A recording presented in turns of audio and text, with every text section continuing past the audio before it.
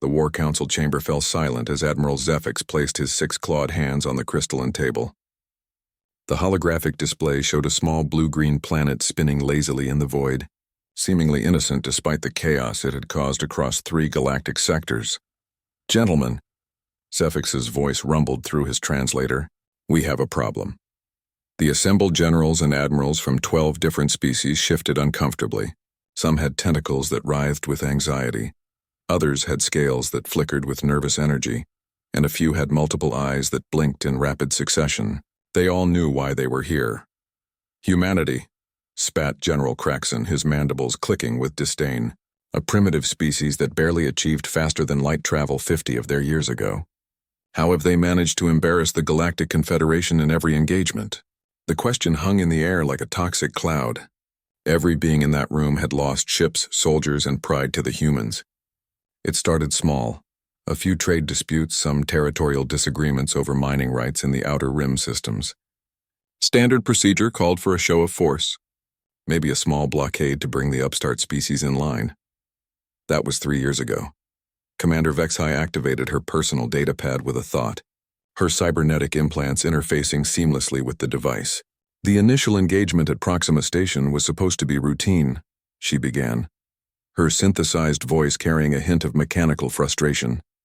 "We deployed 3 dreadnoughts against their single colony ship. The humans somehow managed to disable all 3 vessels using modified mining equipment and escape pods loaded with industrial explosives." "Impossible," growled General Thokmar, his massive bulk causing the reinforced chair to creak ominously. "No species defeats Krillian battlecruisers with mining tools." "The wreckage says otherwise," Vexhai replied coolly. Analysis of the debris showed that humans had weaponized their construction equipment, turning plasma cutters into directed energy weapons, and using their artificial gravity generators to create localized gravity wells that tore our ships apart from the inside. Admiral Zephyx pulled up another holographic display, this one showing a timeline of human victories that stretched across the past 36 months. Each engagement told the same impossible story. Humans taking inferior technology and using it in ways that defied conventional military wisdom. "The Battle of Kepler's Edge," he continued, his voice growing darker with each word. "We sent the 47th Strike Fleet, 200 vessels, including 4 of our newest carrier ships. The humans had 12 outdated frigates and a handful of civilian cargo haulers." The room grew quieter, if such a thing were possible. Everyone knew how that battle had ended. "They turned their cargo haulers into kinetic weapons," whispered Science Officer Quindar, her pale blue skin flickering with embarrassment. "Loaded them with asteroids and debris, then used their primitive fusion drives to accelerate them to near-light speed. Our shields were designed to stop energy weapons and conventional missiles, not relativistic projectiles made of space junk. And when our fighters tried to intercept," Admiral Zephyx added, "the humans released thousands of small drones, modified repair robots equipped with nothing more than welding torches and magnetic clamps. They swarmed our fighters like insects, using their tools to cut fuel lines and disable weapon systems." General Craxon's exoskeleton clicked rapidly, a sign of extreme agitation among his species. "How does a species with such primitive technology keep defeating us? Our weapons are more advanced, our shields stronger, our computers faster." "That's exactly the problem," said Dr. Yilmoth, the Confederation's chief xenobiologist. Her forearms gestured at the holographic display as she spoke. "We've been fighting them like they're a conventional military force. But humans don't think conventionally." She activated her own holographic projector, showing brain scans and psychological profiles of captured human soldiers. The data was disturbing in its implications. "Human neural architecture is chaotic," she explained, her voice carrying a mixture of fascination and horror. "Where most sapient species develop logical, hierarchical thought patterns, humans maintain what they call lateral thinking. They don't just consider obvious solutions, they consider impossible ones." "Impossible solutions that somehow work," muttered Commander Vexhai. "Exactly," Dr. Yilmoth continued. "In the Vega system engagement, when we deployed our quantum disruptor field to prevent their ships from entering hyperspace, what did they do? They built a catapult." The word hung in the air like an accusation. "A catapult," repeated General Thokmar slowly. "Made of what?" "Scavenged hull plating. industrial magnetic coils and the gravitational field generators from their destroyed space stations, Dr. Yilmoth replied. They used it to physically launch their remaining ships out of our disruption field at sublight speeds, then activated their hyperdrives once they were clear. Admiral Zefix studied the faces around the table. These were some of the finest military minds in the galaxy, beings who had conquered dozens of systems and brought countless species into the Confederation's embrace. Yet they all looked like students facing an impossible exam question. The Centauri incident was the final straw, he said, calling up footage that made several council members look away. We deployed the Void Reapers. A collective shudder ran through the room. The Void Reapers were the Confederation's elite special forces unit, composed of the deadliest warriors from 20 different species. They had never failed a mission in over 2 centuries of service. 12 of our best operatives, Admiral Zefix continued, equipped with personal shield generators, quantum blade weapons, and neural disruptors. Their mission was simple: infiltrate a human research facility and capture their military leadership. The holographic display showed surveillance footage from the facility. 12 dark shapes moved through corridors like death incarnate, their advanced stealth technology making them nearly invisible to human sensors. Then the humans turned off the lights. They used their facility's life support system against us, Dr. Yilmoth explained. Flooded the corridors with a mixture of industrial solvents and crystallized water vapor, what they call ice. Our operatives' thermal imaging became useless. Their movement was restricted by the slippery surfaces, and the solvents interfered with their personal shield generators. How did the humans see in complete darkness?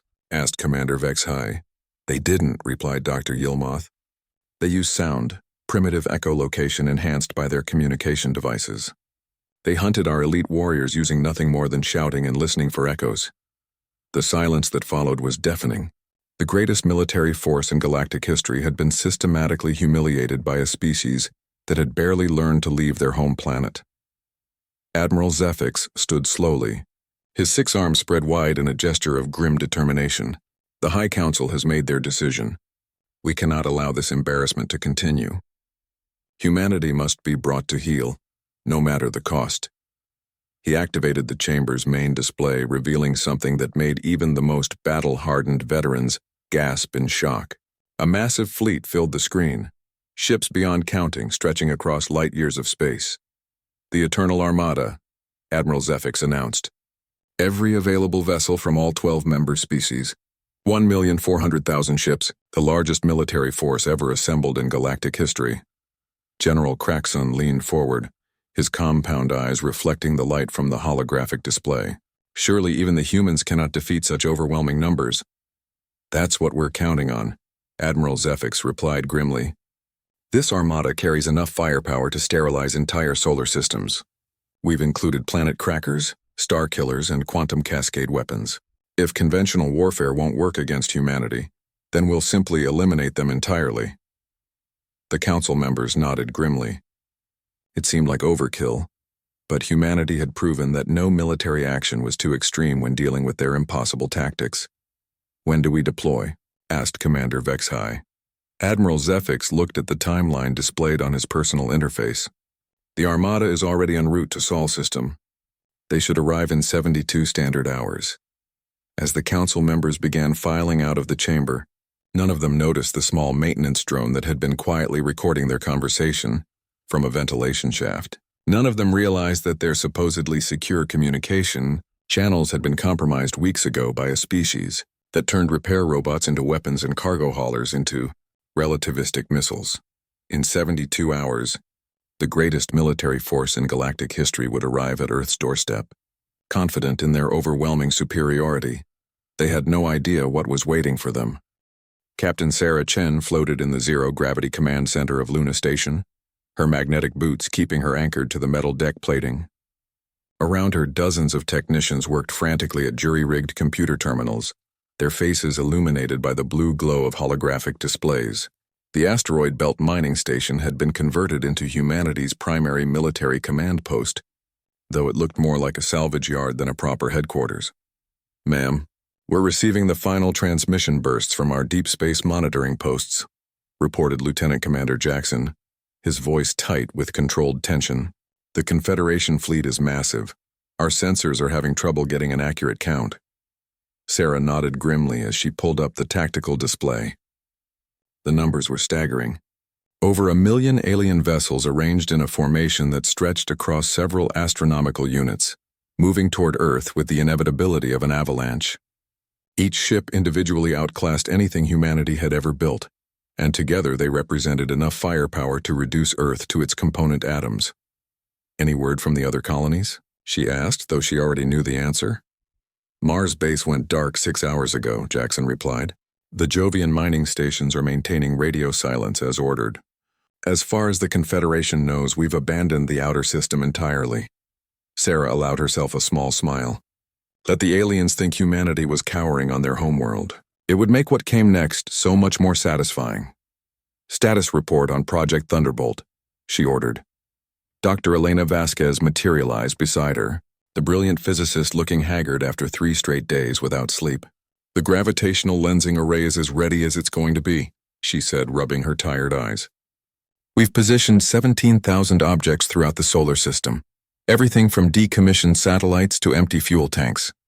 Each one has been fitted with modified gravity manipulation units salvaged from our mining equipment. Will it work? Sarah asked bluntly. Elena shrugged, a gesture that looked odd in the low gravity. Theoretically, yes. By creating a series of coordinated gravitational distortions, we should be able to bend space-time in ways that will confuse their sensors and targeting systems. Think of it as turning the entire solar system into a funhouse mirror. And practically, we're about to find out, Elena admitted. The power requirements are enormous. We've had to tap into every fusion reactor, solar collector, and geothermal plant on Earth, Mars, and the asteroid belt. If this doesn't work, we'll be sitting in the dark for months. Sarah turned to another section of the command center where Commander Robert Hayes was coordinating with strike teams scattered throughout human space. The former Marine had adapted to space warfare with the same ruthless efficiency that had made him legendary in terrestrial conflicts. How are our mobile units doing, Bob? Sarah called out. Hayes looked up from his tactical display, his grizzled face showing the strain of the past few weeks. The debris fields are in position, he reported. 200,000 objects ranging in size from coffee cups to cargo containers, all following carefully calculated orbits. To the aliens, it'll look like normal space junk until they get close enough to realize each piece is packed with explosives and guidance systems. And the Trojan horse units? Deployed and ready, Hayes confirmed. We've got 300 fake debris clusters positioned along the aliens' approach vector. Each one contains a full strike team with modified EVA suits and military-grade plasma cutters. When the alien fleet passes by, they'll launch and attach to the hull of the nearest ship. Sarah nodded approvingly. It was an insane plan, sending small teams of humans to literally board alien vessels in deep space. But insane was exactly what had worked. Against the Confederation so far, ma'am, called out Ensign Park from the communications station. We're getting reports from our observatory network. The alien fleet has entered the heliopause. ETA to Earth orbit is 18 hours. The command center fell silent as the reality of their situation hit home. In less than a day, the largest military force in galactic history would arrive with the intention of wiping humanity from existence. And their defense consisted of space junk, mining equipment, and the kind of desperate improvisation that had become humanity's trademark. Dr. Vasquez activated her personal tablet and began running final calculations. Sarah, there's something else you need to know about Project Thunderbolt. The gravitational distortions we're creating will affect more than just alien sensors. What do you mean? The manipulation of spacetime on this scale will create temporal fluctuations, Elena explained, her voice growing excited despite the dire circumstances. Small pockets where time moves at different rates. If we can coordinate our attacks to take advantage of these fluctuations, we could attack the aliens from multiple time streams simultaneously, Sarah finished, her mind racing through the implications. They'd be fighting enemies that exist in different temporal frames. Exactly. Their computers won't be able to predict our movements because we'll be operating outside their causal framework. Commander Hayes looked up from his station with the expression of a man who had just heard someone suggest jumping out of an airplane without a parachute. Doc, are you telling me we're going to weaponize time itself? More or less, Elena replied cheerfully. Though I should mention there's a small chance the entire experiment could create a localized space-time cascade that would destroy the solar system. How small? Sarah asked. About 12%. The command center was silent for a moment as everyone processed this information. Then Hayes began laughing, a sound that started low and gradually built into something that bordered on hysteria. "Ma'am," he said between chuckles, "we're about to fight a million-ship alien fleet using weaponized garbage, boarding parties armed with construction tools, and a plan that has a 1 in 8 chance of accidentally destroying our entire star system." "That's correct, Commander. Just wanted to make sure I understood the situation properly." Hayes turned back to his tactical display, still grinning. "You know what? I've had worse odds." Sarah pulled up the master tactical display, showing the positions of all their improvised defenses scattered throughout the solar system. It looked like a children's drawing compared to the precise formations of the approaching Confederation fleet. But there was a certain chaotic beauty to it. "All stations, this is Command," she announced over the general communication channel. "The enemy fleet has entered our solar system. In approximately 18 hours, they will arrive at Earth expecting to find a cowering, primitive species ready for extermination." Her voice carried to strike teams hidden in asteroid fields, to technicians manning jury-rigged weapons platforms built into the hulks of old cargo ships, to volunteers who had spent the last 3 days attaching rocket motors to pieces of space debris. "Instead," Sarah continued, "they're going to find out why humanity never stays down when someone tries to keep us there. Today we're not just fighting for our survival. We're fighting to show the galaxy that being human means never accepting that something is impossible." The response came back from hundreds of different locations throughout the solar system, voices speaking in dozens of different languages, but all carrying the same message of defiant determination. "Thunderbolt units, begin preliminary power-up procedures," Sarah ordered. "Debris field units, start your final approach burns. Trojan horse teams, prepare for deployment." Dr. Vasquez began the startup sequence for the gravitational manipulation array, and immediately the command center's instruments began registering subtle distortions in local spacetime. On the main display, stars seemed to shimmer and dance as reality itself became malleable. "Ma'am," reported Ensign Park, "we're receiving a communication from the alien fleet. They're demanding our immediate surrender." Sarah looked around the command center at the men and women who had volunteered to stand between Earth and annihilation. They were miners, engineers, scientists, and soldiers, ordinary people who had decided that extraordinary times called for extraordinary measures. "Send them a reply," she ordered. "Tell them that humanity appreciates their offer, but we're going to have to decline." "Should I include anything else in the message?" Sarah thought for a moment, then smiled. "Tell them we hope they brought enough ships." As the alien fleet continued its inexorable approach toward Earth, none of its commanders could have predicted what awaited them.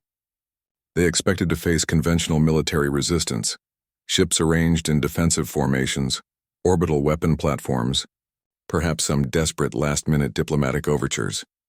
They had no conception of a species that would turn an entire star system into a weapon, that would weaponize the fundamental forces of the universe itself, or that would consider a 12% chance of universal destruction to be acceptable odds. In 16 hours, the Eternal Armada would learn why humans had never been conquered by any species, including their own planet. The countdown to humanity's most impossible victory had begun. Admiral Zephyx stood on the bridge of the Confederation flagship Eternal Dominion, watching the primitive star system grow larger on the main display.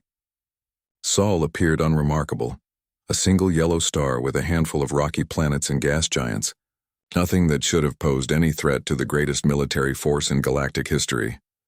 Yet something felt wrong.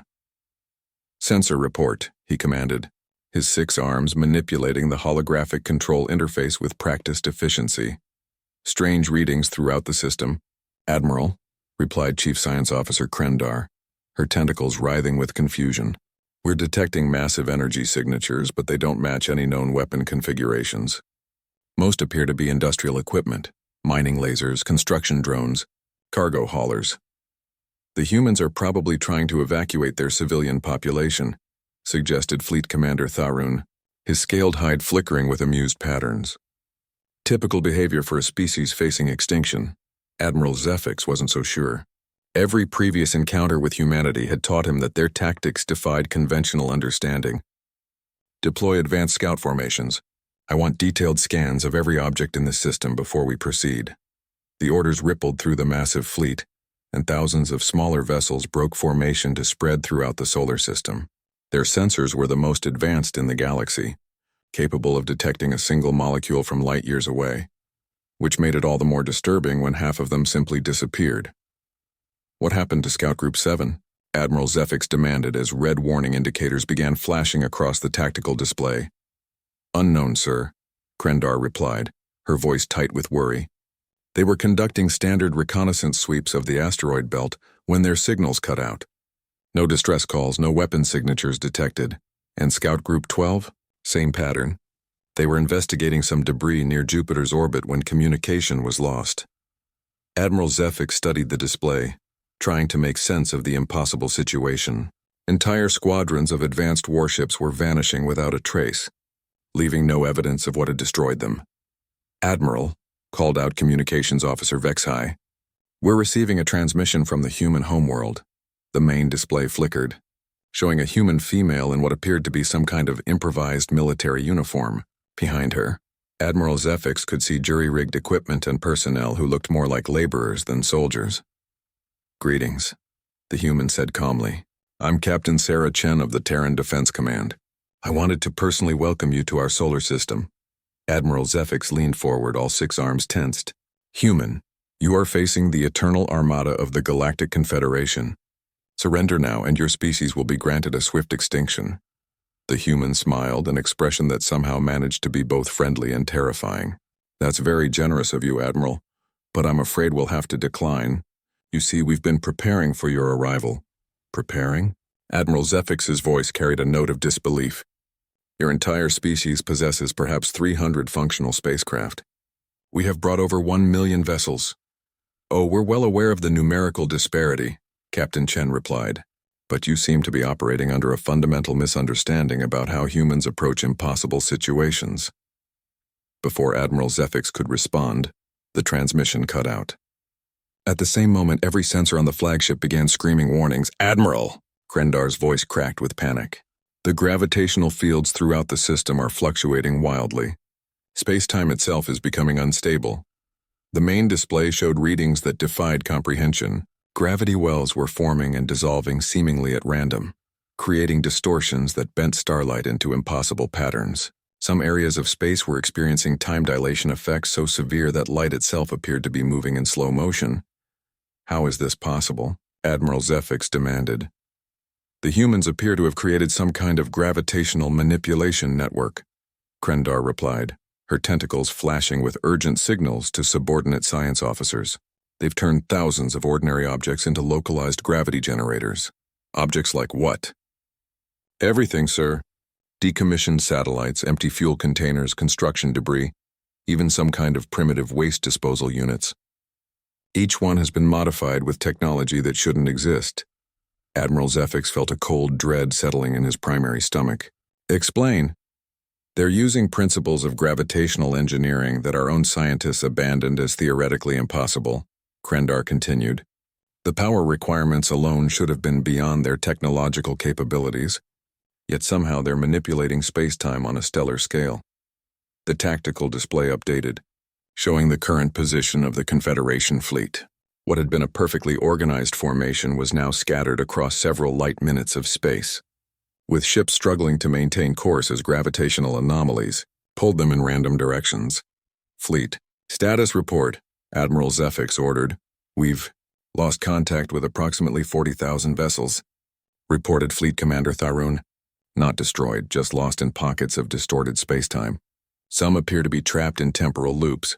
Others are experiencing time at different rates than the rest of the fleet. And our weapon systems? Computer targeting is completely unreliable. The gravitational lensing effects are bending our sensor beams, creating false readings and phantom targets. We can't distinguish between actual human vessels and spatial distortions. Admiral Zefix turned back to the main display just as another squadron of ships vanished from sensors.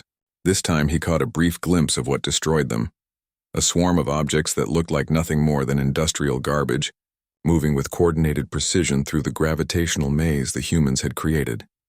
Debris Field 7 has gone active, reported a tactical officer. The objects are exhibiting guided flight patterns and significant explosive potential. They weaponize their trash, Admiral Zefix said slowly. The full scope of humanity's strategy finally becoming clear. Every piece of space debris, every discarded component, every obsolete piece of equipment, they turned it all into a weapon. The realization was staggering. While the Confederation had been building bigger ships and more powerful weapons, humanity had been quietly converting their entire solar system into a single, massive defensive network. They hadn't tried to match superior alien technology. They had redefined what technology could be. Admiral, Krendar called out urgently, we're detecting new contacts throughout the system. Hundreds of small objects moving on intercept courses with our remaining vessels. Fighters? Negative, sir. They appear to be individual humans in some kind of environmental suits, equipped with primitive chemical propulsion systems. Admiral Zefix stared at the tactical display in disbelief. You're telling me that humans are physically boarding our ships? That's exactly what they're doing, Admiral. They're using the gravitational distortions to mask their approach, then attaching to our hulls with magnetic clamps and cutting tools. The bridge fell silent as everyone processed this information. The idea of individual organic beings attempting to board military spacecraft in the vacuum of space was so ludicrous that most species had never bothered to develop defenses against it. What are they using for weapons? Admiral Zefix asked. Industrial plasma cutters, fusion welders, and what appears to be modified construction equipment, Krendar replied. They're cutting through our hull plating and disabling critical systems from the inside. Our security forces should be able to handle a few humans with construction tools. Under normal circumstances. Yes, but the humans are taking advantage of the temporal fluctuations. They're moving through pockets of accelerated time, attacking faster than our soldiers can react, then disappearing into areas where time moves more slowly. Admiral Zefix closed all 6 eyes, trying to process the impossible situation. The greatest military force in galactic history was being systematically dismantled by a species using weaponized garbage, construction tools, and the fundamental forces of physics itself. Fleet casualties? He asked quietly. Over 200,000 vessels lost or disabled, Fleet Commander Tharun reported grimly. Many more are scattered throughout temporal anomalies. We can't even maintain formation coherence. And we still haven't reached the inner system, Admiral Zefix realized. A new alarm began sounding, and the main display showed something that made Admiral Zefix's blood freeze. A massive object was approaching from the direction of Earth. Not a ship, but an entire asteroid that had been fitted with crude rocket motors and was accelerating directly toward the Confederation fleet. Mass driver projectile, Krendar reported unnecessarily. Estimated mass 4 trillion tons. Current velocity 12% of light speed. Evasive maneuvers. The gravitational distortions are preventing coordinated fleet movements, Tharun replied. Ships are trapped in localized space-time bubbles. Admiral Zefix watched in horrified fascination as the weaponized asteroid approached. It wasn't guided by sophisticated computers or advanced targeting systems. It was simply a massive rock that the humans had pointed at their fleet and launched with nothing more than chemical rockets. Sergeant Maria Santos drifted through the twisted corridors of the alien dreadnought, her modified EVA suit allowing her to move silently through the ship's atmosphere. The plasma cutter in her hands had originally been designed for asteroid mining, but 3 days of frantic modification had turned it into something that could slice through alien hull plating like butter. Behind her, the rest of Strike Team Delta moved with the practiced efficiency of people who had learned to survive by making the impossible look routine. They were miners, construction workers, and engineers, ordinary people who had volunteered for the most extraordinary mission in human history. Contact ahead, whispered Corporal Zhang through the team's communication system. 3 aliens armed with some kind of energy weapons. Maria peered around the corner and saw the enemy soldiers. They were tall reptilian creatures with scales that shifted color based on their emotional state. Right now, those scales were flashing the rapid patterns that her briefing materials had identified as extreme agitation. The aliens were clearly expecting trouble, but they were looking in the wrong direction. Their advanced sensors and tactical systems were designed to detect sophisticated military equipment, not humans carrying construction tools. Remember the plan, Maria whispered to her team. We're not trying to win a firefight. We just need to reach the engineering section. She activated a small device attached to her belt, a modified emergency beacon that had been reprogrammed to emit specific electromagnetic frequencies. Throughout the ship, similar devices carried by other human boarding parties began creating interference patterns that confused the aliens' computer systems. The effect was immediate. The corridor lighting began flickering erratically, and the aliens' weapon targeting systems started displaying error messages in their strange, "Angular script, now!" Maria ordered. The human team moved with coordinated precision, using the flickering lights and electronic interference to mask their approach. The aliens fired wildly, their energy weapons creating brilliant flashes that illuminated the corridor in stroboscopic patterns, but their shots went wide as their targeting computers struggled to lock onto targets that shouldn't exist. Maria's plasma cutter made contact with the first alien's weapon, and the sophisticated energy rifle simply melted. The creature stared at the molten remains in shock, clearly unable to comprehend how primitive human technology had just destroyed advanced Confederation equipment. "Sorry about that," Maria said as she zip-tied the alien's claws behind its back. "Nothing personal. We're just borrowing your ship for a while." The rest of the engagement lasted less than 30 seconds. The aliens were individually stronger and better armed than the humans, but they had never trained for close-quarters combat against opponents who fought with welding torches and industrial adhesives. "Engineering section is 2 levels down," reported Specialist Kim, consulting the rough schematic they had compiled from previous boarding actions. "Looks like we'll need to cut through at least 3 more blast doors." "No problem," replied Private Jackson, hefting a device that looked like someone had strapped rocket motors to a hole punch. "I've been wanting to test this thing on something besides asteroid rock." As Strike Team Delta made their way deeper into the alien vessel, similar scenes were playing out on thousands of Confederation ships throughout the solar system. Human boarding parties were systematically infiltrating the most advanced fleet in galactic history, using nothing more than determination, improvised weapons and tactics that no military academy in the galaxy had ever considered. Meanwhile, on the bridge of the Eternal Dominion, Admiral Zefix was discovering that commanding the largest fleet in galactic history meant very little when that fleet was scattered across several dimensions of space-time. "Status report," he demanded for what felt like the 100th time in the past hour. "We've lost contact with another 70,000 vessels," reported Fleet Commander Tharun, his scales now showing the deep purple patterns that indicated complete defeat. "Many appear to be operating under human control." "How is that possible?" Chief Science Officer Krendar activated a holographic display, showing the internal layout of a typical Confederation battleship. "The humans are targeting our computer cores and life support systems," she explained. "They're not trying to destroy our ships, and they're stealing them." The display showed human figures moving through alien corridors with an efficiency that bordered on supernatural. They seemed to know exactly where to go and what systems to target, despite having no prior experience with Confederation technology. "They're using our own ship's repair protocols against us," Krendar continued. "By triggering specific maintenance routines, they're convincing our computer systems that the humans are authorized technicians." "That's impossible. Our security systems would never recognize alien life forms as authorized personnel. They would if those life forms were carrying properly formatted identification codes," Krendar replied grimly.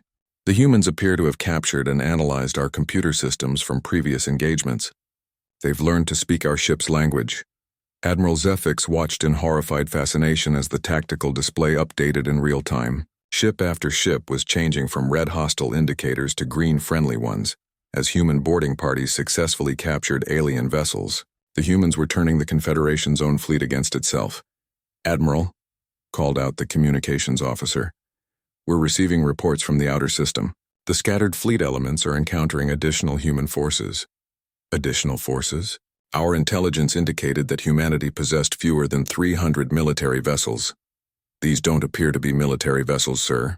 They're civilian ships that have been heavily modified with improvised weapon systems." The main display showed images transmitted from the outer system that defied comprehension. Cargo haulers had been fitted with massive kinetic accelerators built from mining equipment. Passenger shuttles were launching swarms of modified repair drones that attacked Confederation fighters like angry insects. Even civilian pleasure craft had been converted into guided missiles, their hulls packed with industrial explosives and their navigation systems programmed for kamikaze runs. They've militarized their entire civilian fleet, Admiral Zefik said in disbelief. Every human vessel in the system has become a weapon. Not just vessels, sir, Krendar reported. Our long-range sensors are detecting massive movement throughout the asteroid belt. They appear to be redirecting entire asteroids toward our fleet positions. How many asteroids? Approximately 40,000 confirmed trajectories, with more launching every hour. Each one has been fitted with crude guidance systems and chemical propulsion units. Admiral Zefik felt his primary consciousness beginning to fragment under the stress. The humans weren't just fighting with superior tactics or unexpected strategies. They were fighting with resources that shouldn't exist. No species in galactic history had ever attempted to weaponize their entire star system. Sir, reported the tactical officer, we're also receiving distress signals from our support vessels. The humans appear to be targeting our supply lines. What supply lines? We're in the middle of empty space. The logistics ships carrying spare parts, fuel, and ammunition. The humans are somehow tracking our support fleet and eliminating our ability to maintain the main battle force. Admiral Zefik pulled up the fleet logistics display and immediately wished he hadn't. The carefully planned supply network that should have sustained his forces for months of operations was being systematically destroyed by human forces that seemed to materialize out of empty space. How are they finding our supply ships? Those vessels are equipped with the most advanced stealth technology in the galaxy. They're not using sensors to track us, Admiral, Krendar replied. They're using mathematics. Explain. The humans have calculated the orbital mechanics required to sustain a fleet of our size in this star system. They've predicted where our supply ships must be positioned to maintain operational efficiency, then targeted those locations with precision strikes. Admiral Zefik stared at the science officer in amazement. They're defeating our stealth technology with basic mathematics? Not basic mathematics, sir. Extremely sophisticated mathematical modeling that takes into account thousands of variables, including gravitational interactions, fuel consumption rates, and fleet movement patterns. It's actually quite brilliant. On Strike Team Delta, Sergeant Santos and her team had reached the engineering section of the alien dreadnought. The massive chamber was filled with technology that looked like it belonged in a museum of impossibly advanced civilizations. But the humans approached it with the same methodical efficiency they would use to repair a broken mining laser. Okay, people, you know the drill, Maria announced to her team. We need to convince this ship's computer that we're the new management. Specialist Kim attached a jury-rigged interface device to what appeared to be the main computer core. The device looked like someone had welded together parts from a dozen different electronic systems, which was exactly what the human engineering teams had done. Uploading the translation protocols now, Kim reported. The AI should start recognizing our commands in about 30 seconds. The alien computer system was a marvel of advanced engineering, capable of processing information at speeds that human computers couldn't match. But like all sophisticated systems, it was designed to operate within specific parameters and follow established protocols. The humans had figured out how to exploit those protocols. Translation complete, Kim announced. The ship's computer now believes that humanity has been granted administrative access by the Confederation High Command. Perfect, Maria replied. Upload the new mission parameters. Within minutes, the captured dreadnought's computer began implementing new orders that would have seemed impossible to any Confederation officer. The ship's weapons systems were reprogrammed to target other Confederation vessels. Its communication arrays began broadcasting false orders that sent Allied ships into carefully prepared ambush zones. Most importantly, its navigation system started plotting a course toward the center of the Confederation fleet formation. Ma'am, Private Jackson called out from his position at what appeared to be the ship's tactical display. We've got company. Looks like the ship's crew finally figured out what we're doing. Maria looked at the display and saw dozens of alien soldiers moving through the corridors toward their position. They were heavily armed and moving with the coordination of professional military units. How long until the new mission parameters are fully uploaded? She asked Kim. About 10 minutes, Kim replied, sweat beading on her forehead despite the ship's controlled atmosphere. We don't have 10 minutes, Maria observed, watching the alien soldiers get closer on the tactical display. Actually, said Private Jackson with the kind of grin that usually preceded someone doing something incredibly dangerous. We might not need 10 minutes. He activated another one of his improvised devices. This one looked like someone had attached explosive charges to a fire suppression system.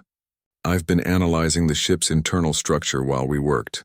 If I trigger a controlled decompression in sections 7 through 12, it'll force the crew to seal those areas and take detours that should buy us the time we need. Will the ship survive that kind of damage? Maria asked. Probably, Jackson replied. And if it doesn't, well, we're all wearing spacesuits anyway. Maria considered their options for exactly 3 seconds. Do it. The explosion that followed was carefully calculated to disable specific sections of the ship without destroying critical systems. The alien crew found themselves cut off from the engineering section by a combination of hull breaches, twisted metal, and automated safety systems that refused to let them pass through damaged areas. By the time they found alternate routes, Strike Team Delta had completed their mission and was already moving to their extraction point. Behind them, the captured dreadnought began turning its weapons on its former allies, adding to the chaos that was rapidly consuming the Confederation fleet. Similar scenes were playing out on thousands of ships throughout the solar system. Human boarding parties had turned ship capture into a precise science, using the aliens' own technology and protocols against them. The greatest fleet in galactic history was being systematically converted into humanity's newest weapon. Admiral Zefix watched his tactical display as yet another section of his fleet changed from hostile red to friendly green indicators. The humans weren't just defeating his forces, they were absorbing them, turning the Confederation's own strength against itself. Admiral, reported Fleet Commander Thyroon, his voice carrying the defeated tone of a warrior who had finally met an enemy he couldn't understand. We've lost operational control of approximately 60% of the fleet. The remaining vessels are scattered across multiple star systems, many trapped in temporal anomalies that we don't know how to navigate. And the human losses? Minimal, sir. They appear to have lost fewer than 100 vessels total, most of those to accidents rather than enemy action. Admiral Zefix looked at the numbers displayed on his tactical screen. The greatest military force in galactic history had been reduced to less than 40% operational capacity by a species that had been spacefaring for less than a century. It should have been impossible. It was impossible.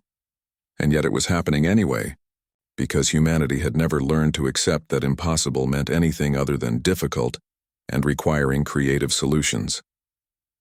Captain Sarah Chen stood in the command center of Luna Station, watching the tactical display with a mixture of satisfaction and exhaustion. The past 18 hours had seen the most intensive military operation in human history, and somehow they were actually winning. Status report on the captured fleet elements, she ordered, taking a sip of coffee that had gone cold hours ago. We've successfully taken control of over 700,000 Confederation vessels, reported Commander Hayes, his voice showing the strain of coordinating the most complex boarding operation ever attempted. Our strike teams have established command protocols on everything from scout ships to super dreadnoughts. Any problems with the conversion process? A few, Hayes admitted. The larger ships have more sophisticated security systems, but our tech teams have been adapting the translation protocols in real time.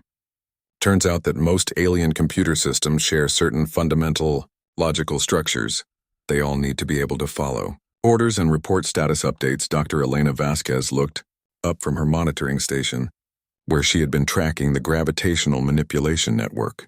The temporal distortion fields are holding steady, she reported. We're maintaining localized time differentials throughout the system, though the power requirements are pushing our fusion reactors beyond their design limits. How much longer can we maintain the effect? Sarah asked. Maybe another 6 hours at current levels, Elena replied. After that, we'll need to start shutting down sections of the network to prevent cascade failures.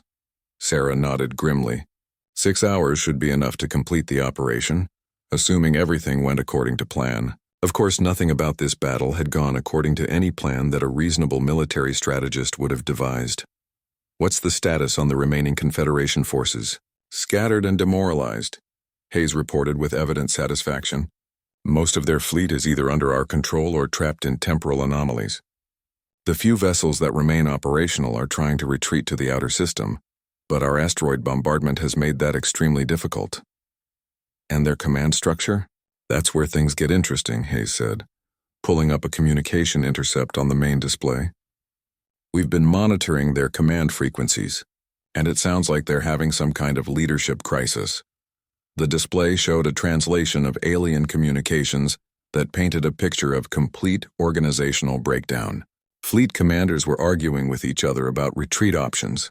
Science officers were filing reports that their own computers refused to accept as plausible, and ordinary crew members were beginning to question whether their leadership had any idea what was happening. They can't understand how we're doing this, Sarah realized. To them, what we've accomplished should be physically impossible. It gets better, Hayes continued, activating another communication intercept. Listen to this transmission from one of their science ships. The translated alien voice came through the speakers with a tone that suggested the speaker was questioning their own sanity. Command, this is Science Vessel Infinite Wisdom. We've completed our analysis of human tactical methods, and we're forced to conclude that they're not actually using superior technology. Explain, came the reply, from what sounded like a fleet. Commander, the humans appear to be achieving tactical superiority by ignoring the fundamental principles of space warfare. They're treating vacuum combat as if it were some kind of three-dimensional construction project, using improvised tools and ad hoc solutions that shouldn't work but somehow do. That's impossible. Yes, sir, that's what we thought too. But our computer models keep confirming the same conclusion. The humans are winning because they don't know they should be losing. Sarah allowed herself a brief smile. The alien analysis was more accurate than they probably realized. Humanity's greatest advantage had always been their refusal to accept limitations that other species considered absolute. Ma'am, reported Ensign Park from the communications station, we're receiving a priority transmission from the Confederation flagship. It's addressed specifically to you. Put it through. The main display flickered, showing Admiral Zefix on the bridge of his command ship. The alien commander looked like someone who had spent the past day watching everything he believed about the universe prove to be wrong.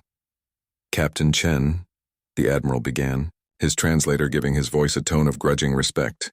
I am Admiral Zefix of the Confederation Eternal Armada. I am requesting a cessation of hostilities for the purpose of negotiating terms. Sarah leaned back in her command chair, considering the implications. Are you surrendering, Admiral? I am requesting negotiation, Zefix replied carefully.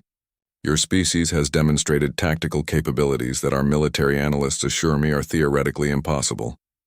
We would prefer to discuss terms rather than continue what appears to be an unwinnable engagement. I'm listening. Admiral Zefix gestured to someone off-screen, and the display expanded to show several other alien officers. The Galactic Confederation is prepared to offer humanity full membership status with territorial autonomy. Your species would be granted control of this star system and be recognized as a sovereign power within the galactic community. Sarah pretended to consider the offer while Hayes and Elena exchanged meaningful looks behind her. The aliens were essentially offering humanity everything they had been fighting for, plus formal recognition as equals in galactic society. That's very generous, Sarah replied slowly, but I'm afraid there are a few problems with your offer. Such as? Well, for starters, you came here planning to exterminate our entire species, Sarah pointed out. That's the kind of thing that tends to make people hold grudges. The Confederation acknowledges that initial intelligence regarding humanity was incomplete, Admiral Zefix admitted. We were not aware of your species' unique tactical capabilities. Our unique tactical capabilities, Sarah repeated with amusement. Is that what you're calling this? How would you describe it? Sarah looked around the command center at the men and women who had spent the past day proving that human ingenuity could overcome any obstacle. We call it Tuesday. The alien officers visible on the screen began making agitated gestures and sounds that the translation system couldn't properly interpret. Admiral Zefix raised one of his 6 arms for silence. Captain Chen, surely you understand the magnitude of what your species has accomplished, he said. You have defeated the largest military force in galactic history, using primitive technology and improvised tactics. This should be impossible. Admiral, I think you're still missing the point, Sarah replied. We didn't defeat your technology. We ignored it completely. Every time you escalated with bigger ships and more powerful weapons, we responded by finding ways to make those advantages irrelevant. She gestured to the tactical display, showing the current status of the battle. You brought 1,000,000 ships expecting a conventional fleet engagement. We turned our entire star system into a weapon and fought the battle on our terms instead of yours. But how? Admiral Zefix asked, his voice carrying genuine bewilderment. Our computer models indicate that your tactics should result in complete failure. Maybe your computer models need better programmers, Sarah suggested. Or maybe the problem is that you've been fighting the same kinds of wars for so long that you've forgotten there are other ways to solve problems. Dr. Elena Vasquez stepped forward, her scientific curiosity overriding military protocol. Admiral, if I may ask, how does your species typically handle technological challenges?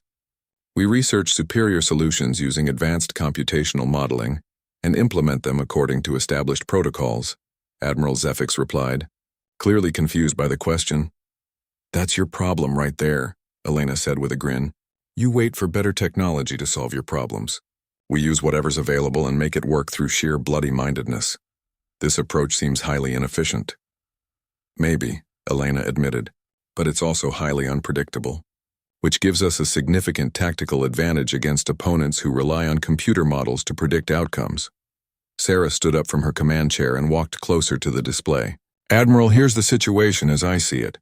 You came here with overwhelming force expecting easy victory. Instead, you've lost most of your fleet to a bunch of miners and engineers using construction equipment and improvised explosives. This is accurate.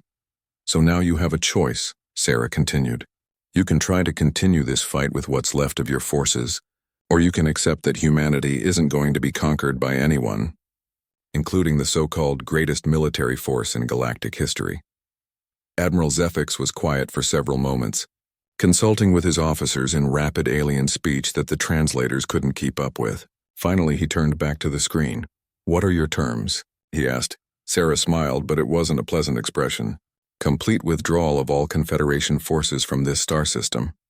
Recognition of human sovereignty over all territory currently under our control. And most importantly, you're going to spread the word to every species in the galaxy that humanity is not to be bothered. And in return? In return, we won't come looking for you, Sarah replied simply. Admiral, you've seen what we can do with mining equipment and civilian cargo haulers. Do you really want to find out what we could accomplish if we decided to build actual military equipment? The implications of that statement hung in the air like a toxic cloud. The Confederation had just been defeated by humans using improvised weapons and construction tools. The thought of what humanity might accomplish with purpose-built military technology was genuinely terrifying. I will need to consult with the High Council, Admiral Zefix said finally. You have 1 hour, Sarah replied. After that, we resume operations, and I can't guarantee that we'll be as gentle as we have been so far. The transmission cut out, leaving the command center in relative quiet. Hayes was the first to speak. Ma'am, did we just threaten the entire Galactic Confederation with construction equipment? More or less, Sarah replied. Though I prefer to think of it as offering them a learning opportunity. Elena laughed, a sound that carried equal parts exhaustion and hysteria. Sarah, do you realize what we've done? We've just defeated the largest military force in galactic history, using nothing but human stubbornness and repurposed industrial equipment. I know, Sarah said, settling back into her command chair. And the best part is we're probably going to get away with it. Outside the command center windows, the solar system continued its ancient dance around the sun, now defended by the most unconventional military force in galactic history. Somewhere in the asteroid belt, human engineers were probably already figuring out how to turn their victory into an even more impressive impossibility. After all, they were human. Impossible was just another word for challenge accepted. 3 weeks after the Battle of Sol, as historians were already calling it, Captain Sarah Chen found herself in the most unlikely diplomatic meeting in galactic history. The conference was being held aboard the Confederation flagship Eternal Dominion, which was now under joint human-alien administration after its crew had surrendered rather than face another boarding action by humans with power tools. The ship's conference room had been designed to accommodate the physical requirements of 12 different alien species, which meant it looked like someone had tried to build furniture for a zoo. Sarah sat in a chair that was too tall for her, across from a negotiating table that could have doubled as a landing pad for small aircraft. Across from her sat the surviving leadership of the Galactic Confederation, looking like students who had just failed the most important exam of their lives.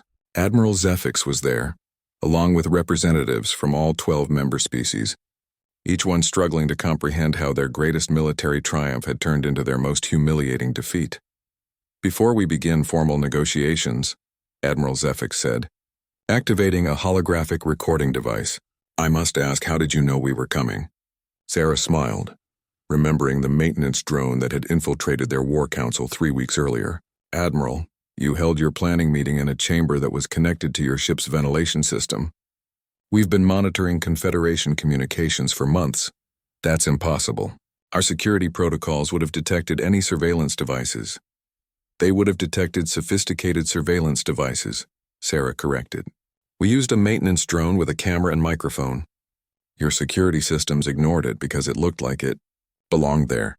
The alien delegation exchanged glances that conveyed volumes about their opinion of human intelligence gathering methods. Dr. Yilmoth, the Confederation's chief xenobiologist, leaned forward with her forearms spread in what Sarah had learned was a gesture of scientific fascination. "Captain Chen, our analysis indicates that humanity achieved victory through the systematic application of what we can only describe as weaponized improvisation," she said. "How did your species develop such capabilities?" Sarah thought about how to explain 10,000 years of human history in terms that aliens might understand. "Dr. Yilmoth, has your species ever faced extinction-level threats on your homeworld?" "No," the xenobiologist replied. "Krellin Prime has always been a stable, temperate world with abundant resources." "That explains a lot," Sarah said. "Earth tried to kill us on a daily basis for most of our evolutionary history. Ice ages, volcanic eruptions, meteor impacts, predators, diseases, natural disasters.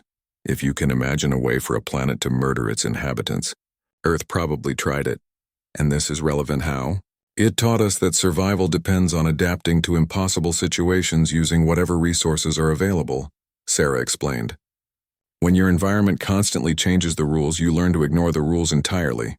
General Craxon, his mandibles clicking with agitation, interrupted the discussion. "Captain, your species defeated our forces using construction equipment and civilian cargo vessels. This violates every principle of military science." "Maybe your military science needs updating," Sarah suggested. "You've been fighting the same kinds of wars against the same kinds of opponents for so long that you've forgotten there are other ways to approach conflict." She activated her own holographic display, showing footage from the recent battle. "You brought the largest fleet in galactic history expecting a conventional engagement. We turned our entire star system into an unconventional weapon."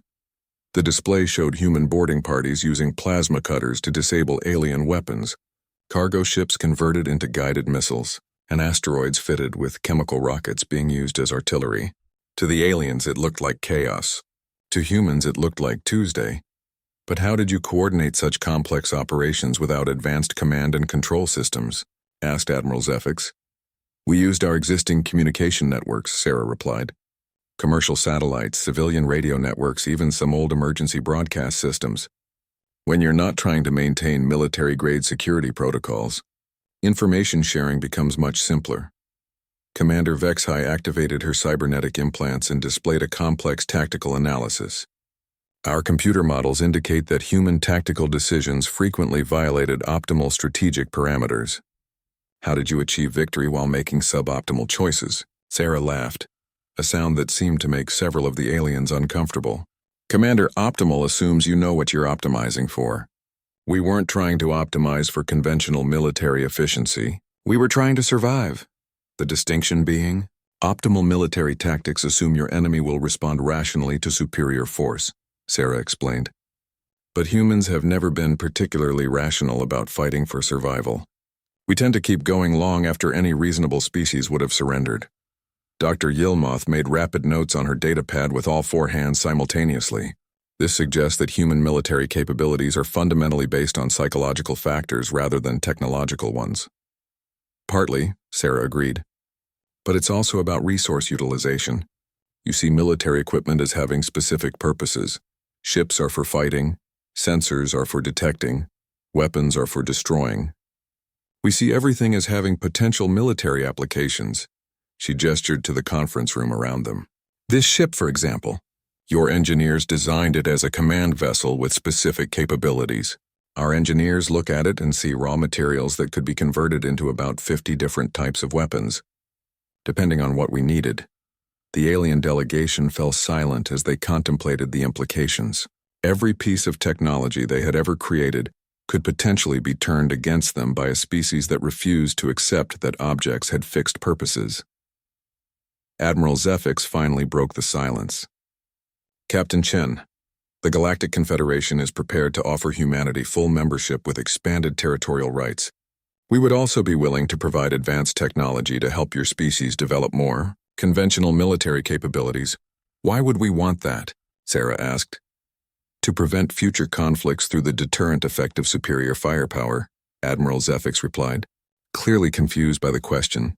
Admiral, we just defeated the largest military force in galactic history, using mining equipment and creative thinking. Why would we want to limit ourselves to conventional weapons? But surely advanced technology would make your species more effective in combat. Sarah shook her head. Advanced technology makes you predictable. Every species in the galaxy develops along similar technological paths, which means every species in the galaxy fights using similar methods. That's why your tactics worked against every enemy you've faced, until now. She stood up and walked to the conference room's viewing portal, which showed the captured Confederation fleet arranged in neat rows throughout the solar system.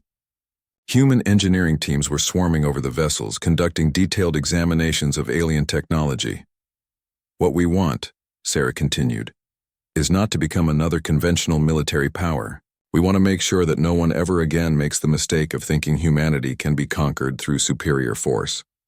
And how do you propose to accomplish this? Sarah smiled, and for the first time since the negotiations began, it was a genuinely friendly expression. We're going to teach you. Teach us what? How to think like humans, Sarah replied. Admiral, your species have been fighting wars for thousands of years using the same basic strategies. You've forgotten that warfare is ultimately about problem-solving under pressure, not about who has the biggest guns. Dr. Yilmoth looked up from her notes with an expression that might have been excitement. Are you proposing some kind of cultural exchange program? I'm proposing that we help you remember what it's like to face impossible odds with inadequate resources, Sarah said. Every species in this galaxy has forgotten how to be scrappy, how to improvise, how to make something out of nothing. You've all become too comfortable with your advanced technology. General Thokmar shifted his massive bulk forward. You want to make us more like humans? I want to help you remember how to be innovative, Sarah corrected.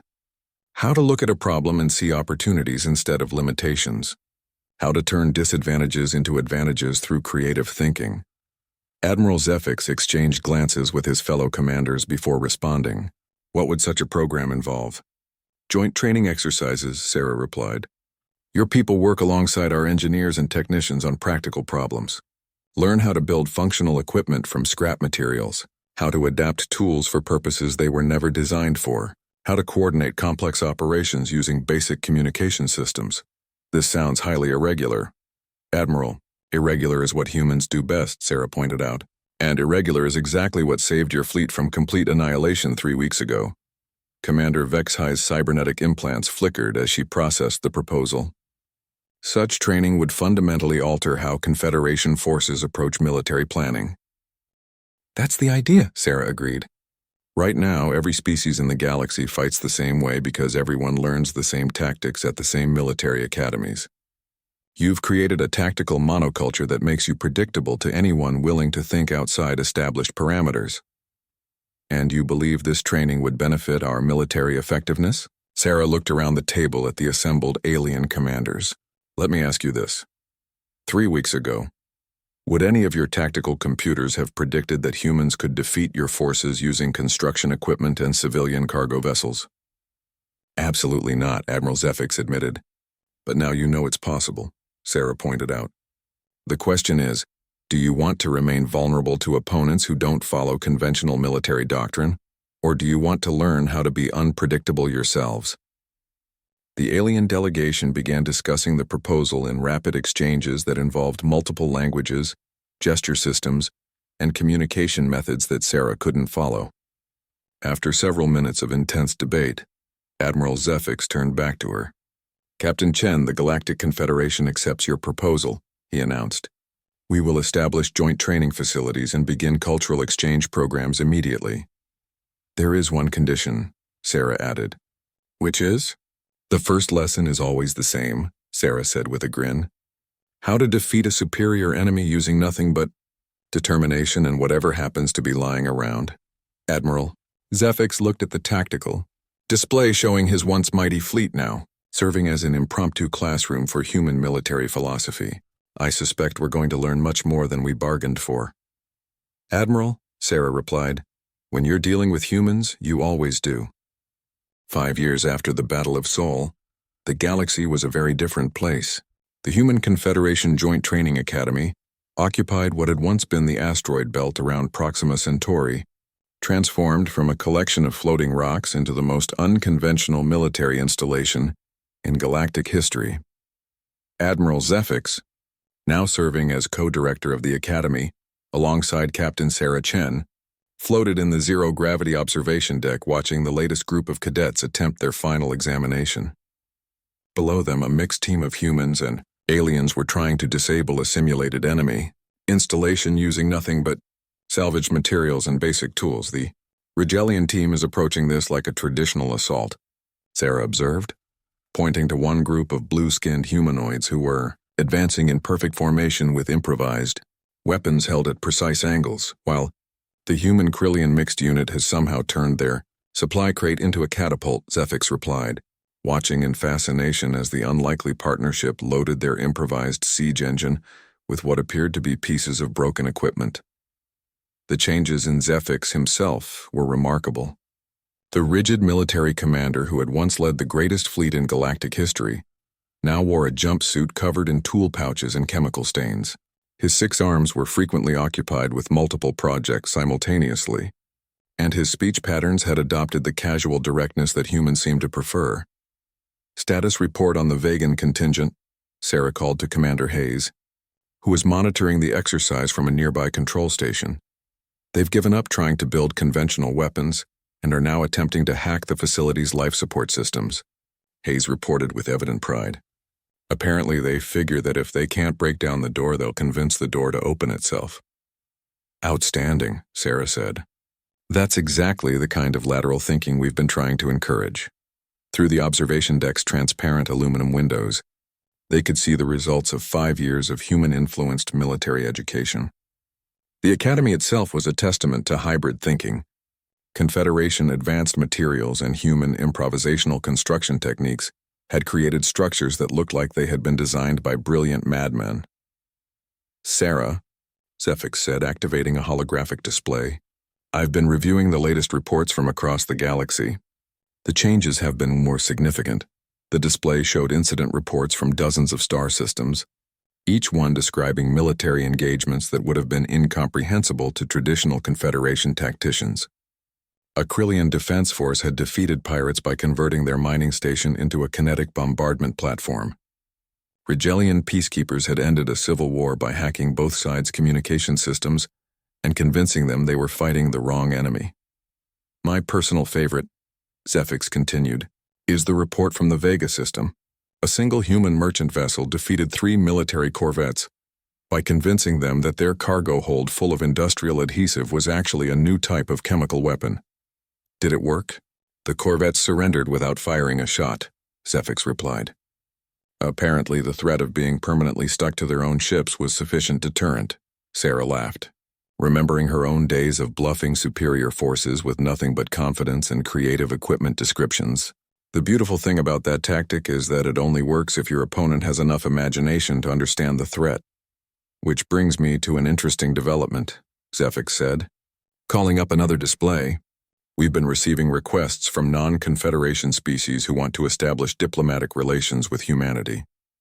The display showed a list of alien civilizations that stretched off the screen. Some were species that had been contacted by the Confederation and rejected membership. Others were completely unknown to galactic civilization. They've heard about the Battle of Sol, Zefix explained. Word has spread that humanity defeated impossible odds through unconventional tactics. These species want to learn how to protect themselves from powers that seem overwhelming. Sarah studied the list with growing amazement. How many are we talking about? Over 300 confirmed contacts with more arriving daily, Zefix replied. They're calling it the human method, the idea that any conflict can be won through creative application of available resources. That's not exactly accurate, Sarah pointed out. The human method isn't about winning conflicts. It's about refusing to accept that conflict is inevitable.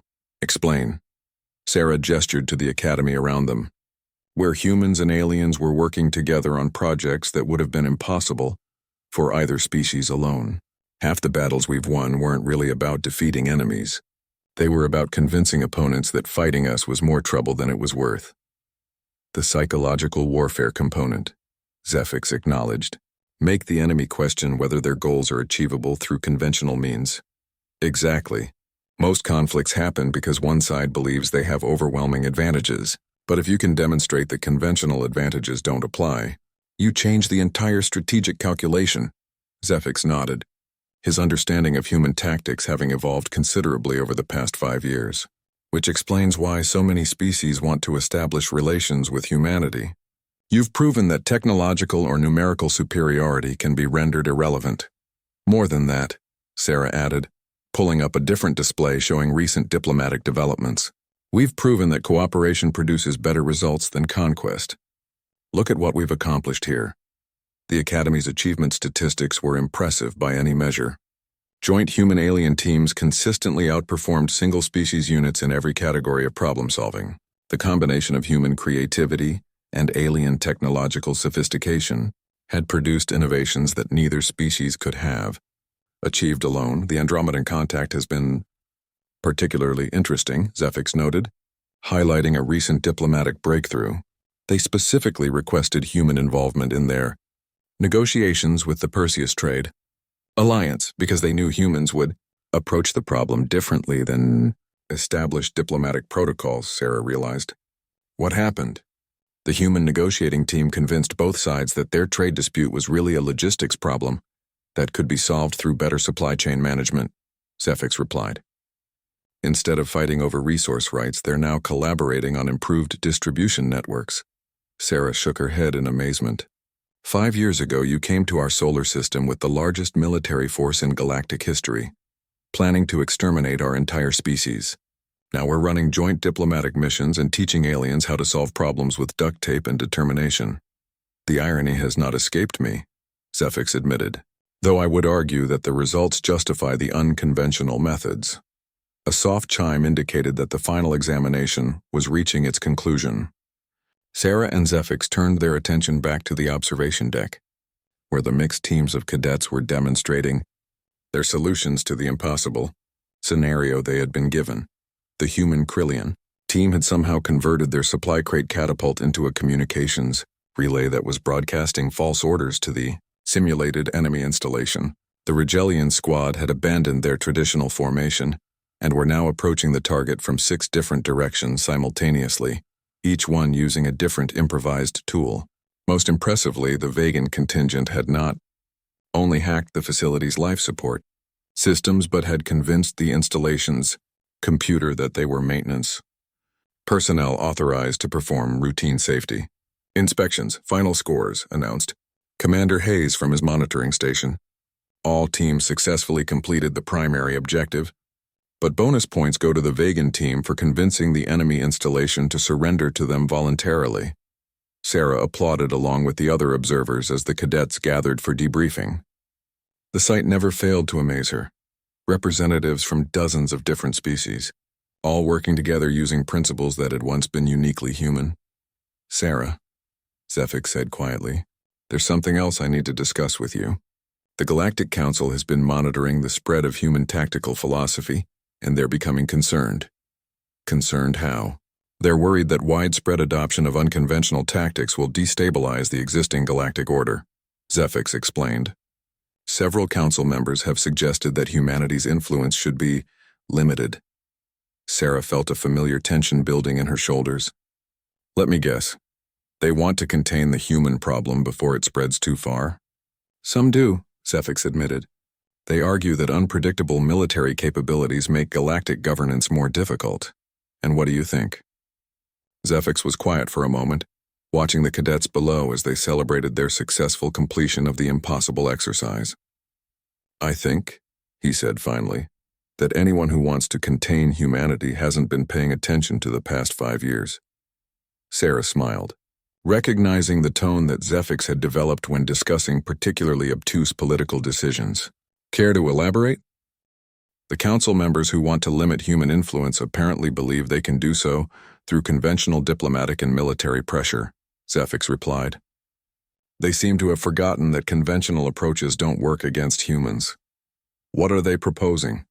"Economic sanctions, diplomatic isolation, possibly even military interdiction of human space," Zephyx said.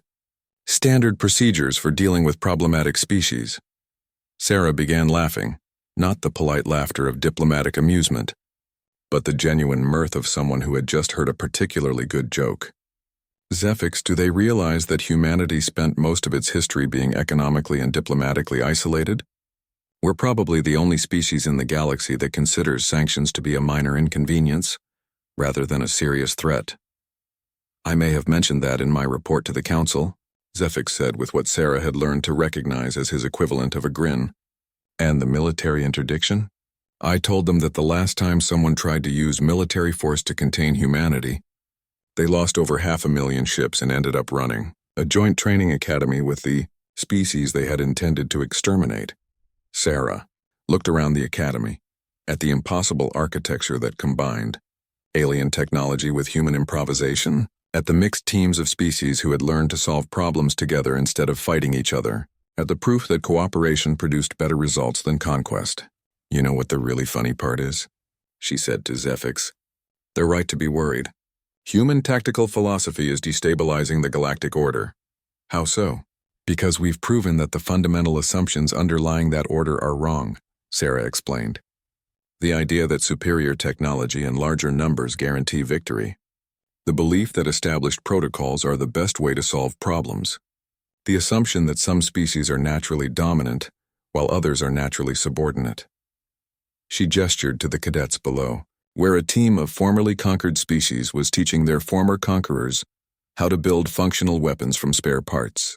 "Every time someone successfully uses human methods to defeat a supposedly superior opponent, it proves that the existing hierarchy is artificial," Sarah continued. "We're not just teaching tactical innovation. We're teaching species that they don't have to accept being conquered or dominated." Zephyx processed this for several moments. "So the Council's concerns are justified. Human influence is undermining the existing galactic power structure." "Absolutely," Sarah agreed cheerfully, "and there's nothing they can do to stop it." "Why not?" "Because the only way to contain human influence would be to prevent other species from learning that impossible problems can be solved through creative thinking and stubborn determination," Sarah explained. "But you can't unlearn that knowledge once you have it." She activated her own holographic display, showing a map of the galaxy marked with locations where human tactical methods had been successfully employed. The markers covered nearly every inhabited system.